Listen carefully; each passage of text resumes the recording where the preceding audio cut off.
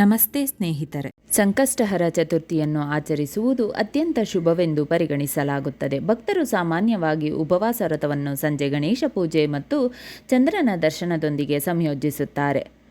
ಬೆಳಗ್ಗೆ ಬೇಗನೆ ಎದ್ದೇಳಿ ಸೂರ್ಯೋದಯಕ್ಕೂ ಮುನ್ನವೇ ಸೂಕ್ತ ಪವಿತ್ರ ಸ್ನಾನ ಮಾಡಿ ಸ್ವಚ್ಛ ಅಥವಾ ಹೊಸ ಬಟ್ಟೆಗಳನ್ನು ಧರಿಸಿ ಕಷ್ಟಗಳ ನಿವಾರಣೆ ಮತ್ತು ಆರೋಗ್ಯ, ಬುದ್ಧಿವಂತಿಕೆ ಮತ್ತು ಸಮೃದ್ಧಿಯ ಆಶೀರ್ವಾದಕ್ಕಾಗಿ ಪ್ರಾರ್ಥಿಸುತ್ತಾ ವ್ರತವನ್ನು ಪ್ರಾಮಾಣಿಕವಾಗಿ ಆಚರಿಸಲು ಪ್ರತಿಜ್ಞೆ ತೆಗೆದುಕೊಳ್ಳಿ. ಅನೇಕರು ನಿರ್ಜಲ ವ್ರತವನ್ನು ಅಂದರೆ ಚಂದ್ರೋದಯದವರೆಗೆ ಆಹಾರ ಅಥವಾ ನೀರಿಲ್ಲದೆ ಆಚರಿಸುತ್ತಾರೆ. ಇನ್ನು ಕೆಲವರು ಭಾಗಶಃ ಉಪವಾಸ ಆಚರಿಸುತ್ತಾರೆ. ಹಣ್ಣುಗಳು, ಬೇರುಗಳು, ಹಾಲು ಮತ್ತು ಸಾಬುದಾನ ಕಿಚಡಿ, ಕಡಲೆಕಾಯಿ ಅಥವಾ ಆಲೂಗಡ್ಡೆಯಂತಹ ಸಾತ್ವಿಕ ಆಹಾರವನ್ನು ಮಾತ್ರ ತಿನ್ನುತ್ತಾರೆ. ಉಪವಾಸ ಮುರಿಯುವವರೆಗೆ ಧಾನ್ಯಗಳು, ದ್ವಿದಳ ಧಾನ್ಯಗಳು ಮತ್ತು ಉಪ್ಪನ್ನು ಸಾಮಾನ್ಯವಾಗಿ ಸೇವಿಸಲಾಗುವುದಿಲ್ಲ. ಭಕ್ತರು ದಿನವಿಡೀ ಗಣೇಶನ ಜಪ, ಸ್ತೋತ್ರ, ಪಠನ ಅಥವಾ ಭಜನೆಗಳನ್ನು ಕೇಳುವುದರಲ್ಲಿ ಕಳೆಯುತ್ತಾರೆ. ಪೂಜಾ ಸ್ಥಳವನ್ನು ಸ್ವಚ್ಛಗೊಳಿಸಿ ಮತ್ತು ಗಣೇಶನ ವಿಗ್ರಹ ಅಥವಾ ಚಿತ್ರವನ್ನು ಇರಿಸಿ ದೂರ್ವ ಹುಲ್ಲು, ತಾಜಾ ಕೆಂಪು ಹೂವುಗಳು, ದೀಪಗಳು ಮತ್ತು ಧೂಪದ್ರವ್ಯದ ಕಡ್ಡಿಗಳಿಂದ ಅಲಂಕರಿಸಿ ಗಣೇಶನಿಗೆ ಅಚ್ಚುಮೆಚ್ಚಿನ ಪ್ರಸಾದಗಳಾದ ಮೋದಕ ಮತ್ತು ಲಡ್ಡುಗಳನ್ನು ತಯಾರಿಸಿ ಗಣೇಶ ಮಂತ್ರಗಳನ್ನು ಪಠಿಸುವಾಗ ನೀರು, ಹಣ್ಣುಗಳು ಮತ್ತು ಸಿಹಿ ತಿಂಡಿಗಳನ್ನು ಅರ್ಪಿಸಿ. ಉದಾಹರಣೆಗೆ ವಕ್ರತುಂಡ ಮಹಾಕಾಯ, ಸೂರ್ಯಕೋಟಿ ಸಮಪ್ರಭ, ನಿರ್ವಿಘ್ನಂ ಕುರುಮೇ ದೇವ, ಸರ್ವಕಾರ್ಯೇಷು ಸರ್ವದಾ. ಆ ಮಾಸದ ಗಣೇಶನ ರೂಪಕ್ಕೆ ಸಂಬಂಧಿಸಿದ ಸಂಕಷ್ಟರ ವ್ರತ ಕಥೆಯನ್ನು ಓದಿ ಅಥವಾ ಒಮ್ಮೆ ಕೇಳಿ. ಚಂದ್ರೋದಯದ ಸಮಯದಲ್ಲಿ ಚಂದ್ರ ದರ್ಶನಕ್ಕಾಗಿ ಹೊರಗೆ ಹೆಜ್ಜೆ ಹಾಕಿ ಚಂದ್ರದೇವರಿಗೆ ಅರ್ಘ್ಯ ಅಂದರೆ ಗಂಧ, ಹೂಗಳು ಮತ್ತು ಅಕ್ಕಿಯೊಂದಿಗೆ ಬೆರೆಸಿದ ನೀರು ಅರ್ಪಿಸಿ ಶಾಂತಿ ಮತ್ತು ಸ್ಪಷ್ಟತೆಗಾಗಿ ಪ್ರಾರ್ಥಿಸಿ. ಇದಾದ ನಂತರ ಮತ್ತೊಮ್ಮೆ ಗಣೇಶನಿಗೆ ಕೈ ಮುಗಿದು ಭಕ್ತಿಯಿಂದ ನಮಸ್ಕರಿಸಿ. ಚಂದ್ರ ದರ್ಶನದ ನಂತರವೇ ವ್ರತ ಮುಕ್ತಾಯಗೊಳ್ಳುತ್ತದೆ. ಮೊದಲು ಗಣೇಶನಿಗೆ ಅರ್ಪಿಸಿದ ಪ್ರಸಾದವನ್ನು ಸೇವಿಸಿ ನಂತರ ಉಪವಾಸವನ್ನು ನಿಧಾನವಾಗಿ ಮುರಿಯಲು ಹಣ್ಣುಗಳು ಅಥವಾ ಸರಳ ಸಾತ್ವಿಕ ಆಹಾರವನ್ನು ಸೇವಿಸಿ. ವರ್ಷದ ಪ್ರತಿಯೊಂದು ಸಂಕಷ್ಟಹರ ಚತುರ್ಥಿಯು ಗಣೇಶನ ವಿಶಿಷ್ಟ ರೂಪಕ್ಕೆ ಸಮರ್ಪಿತವಾಗಿದೆ. ಇದನ್ನು ವಿಶೇಷ ಹೆಸರು ಮತ್ತು ಮಹತ್ವದಿಂದ ಪೂಜಿಸಲಾಗುತ್ತದೆ.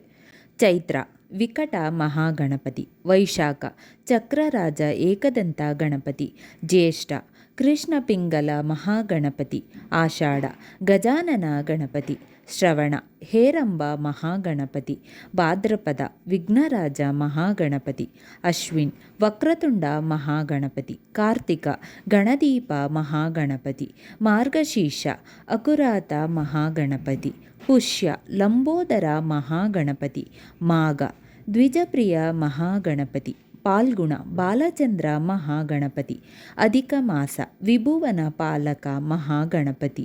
ಈ ಪೂಜಾ ಚಕ್ರವು ಗಣೇಶನು ಕಷ್ಟಗಳನ್ನು ನಿವಾರಿಸುವವನಲ್ಲದೆ ಜೀವನದ ಪ್ರತಿಯೊಂದು ಹಂತದಲ್ಲೂ ಮಾರ್ಗದರ್ಶಕನಾಗಿದ್ದು ಶಕ್ತಿ, ಬುದ್ಧಿವಂತಿಕೆ ಮತ್ತು ರಕ್ಷಣೆಯ ವಿವಿಧ ಅಂಶಗಳನ್ನು ಸಾಕಾರಗೊಳಿಸುತ್ತಾನೆ ಎಂದು ತೋರಿಸುತ್ತದೆ. ಸಂಕಷ್ಟ ಎಂಬ ಪದವು ಆಳವಾದ ಅರ್ಥವನ್ನು ಹೊಂದಿದೆ. ಇದು ದುಃಖ, ಕಷ್ಟ ಮತ್ತು ಆಂತರಿಕ ಹೋರಾಟವನ್ನು ತೆಗೆದುಹಾಕುವುದನ್ನು ಸೂಚಿಸುತ್ತದೆ. ಚತುರ್ಥಿ 4ನೇ ಚಂದ್ರನ ದಿನವನ್ನು ಸೂಚಿಸುತ್ತದೆ. ಹೀಗಾಗಿ ಸಂಕಷ್ಟ ಚತುರ್ಥಿಯು ಪ್ರತಿ ತಿಂಗಳು ಕ್ಷೀಣಿಸುತ್ತಿರುವ ಚಂದ್ರನ ಪವಿತ್ರ 4ನೇ ದಿನವಾಗಿದ್ದು ಜೀವನದ ಗೋಚರ ಮತ್ತು ಅದೃಶ್ಯ ಹೊರೆಗಳಿಂದ ಪರಿಹಾರವನ್ನು ಪಡೆಯಲು ಆಚರಿಸಲಾಗುತ್ತದೆ. ಪ್ರತಿಯೊಬ್ಬ ಮಾನವ ಹೃದಯವು ಏನನ್ನಾದರೂ ಹೊತ್ತೊಯ್ಯುತ್ತದೆ.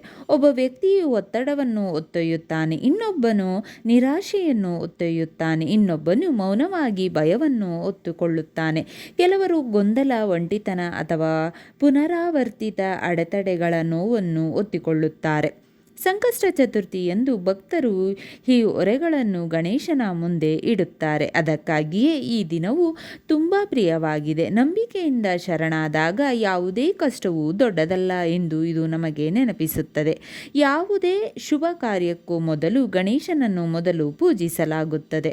ಮದುವೆ, ಪ್ರಯಾಣ, ಹೊಸ ವ್ಯವಹಾರ, ಅಧ್ಯಯನ, ಸಮಾರಂಭ ಅಥವಾ ಪವಿತ್ರ ಆಚರಣೆಗಳ ಮೊದಲು ಅವನ ಹೆಸರನ್ನು ಪ್ರಾರ್ಥಿಸಲಾಗುತ್ತದೆ. ಏಕೆಂದರೆ ಅವನು ಮುಂದಿನ ಹಾದಿಯನ್ನು ತೆರವುಗೊಳಿಸುತ್ತಾನೆ ಮತ್ತು ಆದ್ದರಿಂದ ಪ್ರತಿ ತಿಂಗಳಿಗೊಮ್ಮೆ ಭಕ್ತರು ಮತ್ತೆ ಅವರ ಪಾದಗಳಿಗೆ ಮರಳುತ್ತಾರೆ. ಜೀವನವು ಅಸ್ತವ್ಯಸ್ತವಾದಾಗ ಜನರು ಸಹಜವಾಗಿಯೇ ಗಣೇಶನ ಕಡೆಗೆ ತಿರುಗುತ್ತಾರೆ. ಅವನ ದೊಡ್ಡ ಕಿವಿಗಳು ನಮಗೆ ಕೇಳಲು ನೆನಪಿಸುತ್ತದೆ. ಅವನ ಶಾಂತ ಕಣ್ಣುಗಳು ಗಮನವನ್ನು ಕಲಿಸುತ್ತವೆ. ಅವನ ಕಾಂಡವು ಹೊಂದಿಕೊಳ್ಳುವಿಕೆಯನ್ನು ಸಂಕೇತಿಸುತ್ತದೆ. ಅವನ ದುಂಡಿಗಿನ ಆಕಾರವು ಪೂರ್ಣತೆ ಮತ್ತು ತೃಪ್ತಿಯನ್ನು ಸೂಚಿಸುತ್ತದೆ.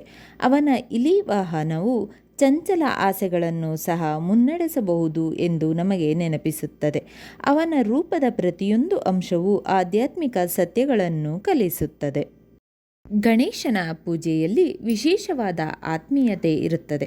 ಮಕ್ಕಳು ಆತನನ್ನು ಪ್ರೀತಿಸುತ್ತಾರೆ, ಹಿರಿಯರು ಆತನನ್ನು ನಂಬುತ್ತಾರೆ, ವಿದ್ಯಾರ್ಥಿಗಳು ಆತನನ್ನು ಪ್ರಾರ್ಥಿಸುತ್ತಾರೆ, ವ್ಯಾಪಾರ ಮಾಲೀಕರು ಆತನನ್ನು ಪ್ರಾರ್ಥಿಸುತ್ತಾರೆ, ಕುಟುಂಬಗಳು ಆತನ ಮೂರ್ತಿಯನ್ನು ಪ್ರವೇಶ ದ್ವಾರಗಳು ಮತ್ತು ಮನೆಯ ಪೂಜಾ ಪೀಠಗಳ ಬಳಿ ಇಡುತ್ತಾರೆ.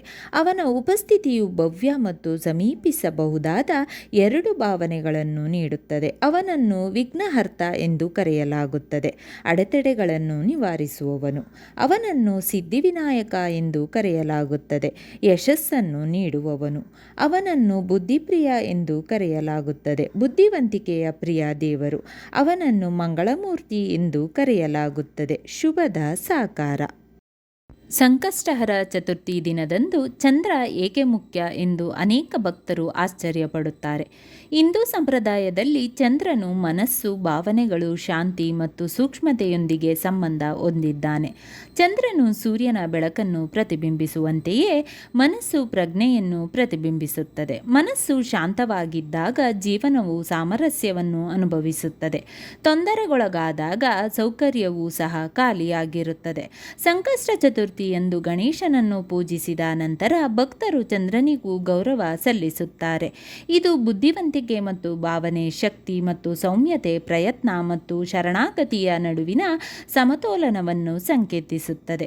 ಚಂದ್ರೋದಯದ ನಂತರ ಭಕ್ತರು ನೀರನ್ನು ಅರ್ಪಿಸುತ್ತಾರೆ, ಕೃತಜ್ಞತೆಯಿಂದ ಪ್ರಾರ್ಥಿಸುತ್ತಾರೆ ಮತ್ತು ನಂತರ ಪ್ರಸಾದವನ್ನು ಸೇವಿಸುತ್ತಾರೆ. ಓಂ ಗಣಪತಯೇ ನಮಃ.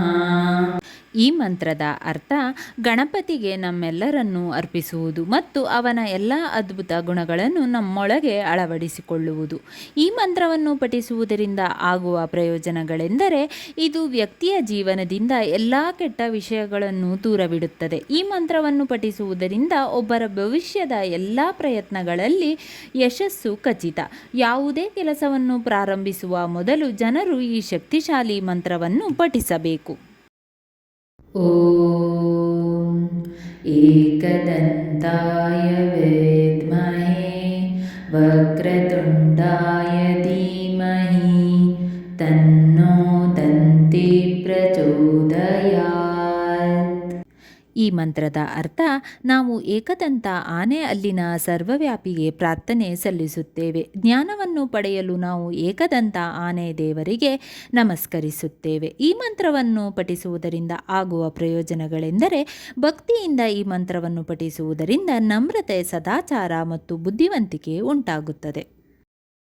ಓಂ ವಕ್ರತುಂಡ ಮಹಾಕಾಯ ಸೂರ್ಯಕೋಟಿ ಸಮಪ್ರಭ ನಿರ್ವಿಘ್ನಂ ಕುರು ಮೇ ದೇವ ಸರ್ವಕಾರ್ಯೇಷು ಸರ್ವದಾ ಗಜಾನನಂ ಭೂತಗಣಾಧಿಸೇವಿತಂ ಕಪಿತ್ತಜಂಬೂಫಲಚರೂರಭಕ್ಷಿಣಂ ಉಮಾಸುತಂ ಶೋಕವಿನಾಶಕಾರಕಂ ನಮಾಮಿ ವಿಘ್ನೇಶ್ವರ ಪಾದಪಂಕಜಂ. ಈ ಮಂತ್ರದ ಅರ್ಥ ಭೂತಗಣಗಳು ಮತ್ತು ಇತರ ಕಪಿತಗಳಿಂದ ಸೇವೆ ಸಲ್ಲಿಸುವ ಆನೆಯ ಮುಖವುಳ್ಳವನು, ಕೋಟ್ಯಾಂತರ ಸೂರ್ಯನ ಬೆಳಕಿನಂತಿರುವ ಪ್ರಭೆಯುಳ್ಳವನು, ಸರ್ವ ಸಂಕಟಗಳ ನಾಶಕನೂ ಆದ ಉಮಾ ಅಂದರೆ ಪಾರ್ವತೀ ದೇವಿಯ ಪುತ್ರನು, ಆನೆಯ ಮುಖವುಳ್ಳವನು ಆದ ವಿಘ್ನೇಶ್ವರ ಗಣೇಶನ ಪಾದಕಮಲಗಳಿಗೆ ಗೌರವಪೂರ್ವಕವಾಗಿ ನಮಸ್ಕರಿಸುತ್ತೇನೆ. ಈ ಮಂತ್ರವನ್ನು ಪಠಿಸುವುದರಿಂದ ಆಗುವ ಪ್ರಯೋಜನಗಳೆಂದರೆ ಒಬ್ಬರ ಜೀವನದಿಂದ ಎಲ್ಲ ಅಡೆತಡೆಗಳನ್ನು ನಿವಾರಿಸಲು ಮತ್ತು ಅವರಿಗೆ ಸಂಪತ್ತು, ಬುದ್ಧಿವಂತಿಕೆ, ಅದೃಷ್ಟ, ಸಮೃದ್ಧಿ ಮತ್ತು ಯಶಸ್ಸನ್ನು ಆಶೀರ್ವದಿಸುವಂತೆ ಗಣೇಶನನ್ನು ಕರೆಯುತ್ತಾನೆ. ಓಂ ನಮೋ ಸಿದ್ಧಿವಿನಾಯಕಾಯ ಸರ್ವಕಾರ್ಯಕರ್ತೆ ಸರ್ವವಿಘ್ನಪ್ರಶಮನಾಯ ಸರ್ವರಾಜನಾವಶ್ಯಕರ್ಣಾಯ ಸರ್ವಜನ ಸರ್ವಸ್ತ್ರೀ ಪುರುಷ ಆಕರ್ಷಣಾಯ ಶ್ರೀ ಓಂ ಸ್ವಾಹಾ. ಈ ಈ ಮಂತ್ರದ ಅರ್ಥ ಸಾಧನೆ ಮತ್ತು ಜ್ಞಾನೋದಯದ ದೇವರು. ಸಿದ್ಧಿವಿನಾಯಕ ಎಂದರೆ ಓ ಜ್ಞಾನ ಮತ್ತು ಸಂತೋಷದ ಪ್ರಭುವೇ, ನೀನೇ ಎಲ್ಲವನ್ನೂ ಸಾಧ್ಯವಾಗಿಸುವೆ. ಈ ಮಂತ್ರವನ್ನು ಪಠಿಸುವುದರಿಂದ ಆಗುವ ಪ್ರಯೋಜನಗಳೆಂದರೆ ಶಾಂತಿ, ಸಮೃದ್ಧಿ, ಸಿದ್ಧಿ, ಆರ್ಥಿಕ ತೃಪ್ತಿ ಮತ್ತು ಗಮನಾರ್ಹ ಸಾಮಾಜಿಕ ಪ್ರಭಾವವನ್ನು ಪಡೆಯಲು ಜನರು ಈ ಮಂತ್ರವನ್ನು 108 ಬಾರಿ ಜಪಿಸಬೇಕು. ಸ್ನೇಹಿತರೆ, ಈ ವಿಡಿಯೋ ಇಷ್ಟವಾದಲ್ಲಿ ಲೈಕ್, ಶೇರ್ ಆ್ಯಂಡ್ ಕಾಮೆಂಟ್ ಮಾಡಿ. ಮುಂದಿನ ವಿಡಿಯೋಸ್ಗಳಿಗಾಗಿ ಚಾನಲ್ ಅನ್ನು ಸಬ್ಸ್ಕ್ರೈಬ್ ಮಾಡಿ. ಧನ್ಯವಾದಗಳು.